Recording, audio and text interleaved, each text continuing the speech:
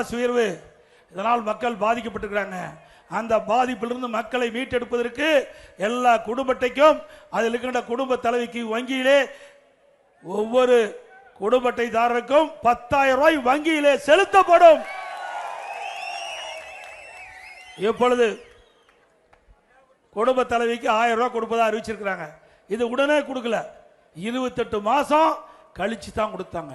இதுவும் நான் தொடர்ந்து பிரதான எதிர்க்கட்சி என்ற முறையில் எங்களுடைய சட்டமன்ற உறுப்பினர்கள் தொடர்ந்து சட்டமன்றத்தை கேள்வி கேட்டோம், பொதுக்கூட்டத்தில் பேசணும், அதிமுக பொதுக்கூட்டத்தில் பேசணும், பத்திரிகையில் பேட்டி கொடுத்தோம், அறிக்கை வெளியிட்டோம். வேற வழி இல்லாமல் 28 மாதம் கழிச்சு தான் திராவிட முன்னேற்ற கழகத்தின் சார்பாக 2021ஆம் ஆண்டு கொடுக்கப்பட்ட அறிவிப்பின்படி அந்த மாதந்தோறும் குடும்ப தலைவிக்கு 1000 ரூபாய் கொடுத்தாங்க.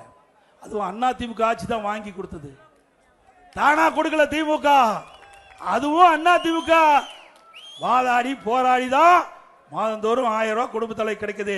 இப்போ அது 2000 ரூபாயாக உயர்த்தப்படும். i5 ஹவுசிங் அண்ட் ப்ராப்பர்ட்டிஸ் தேடுத விடுங்க, தேர்வு செய்யலாம். வாங்க. கால் 9962557557.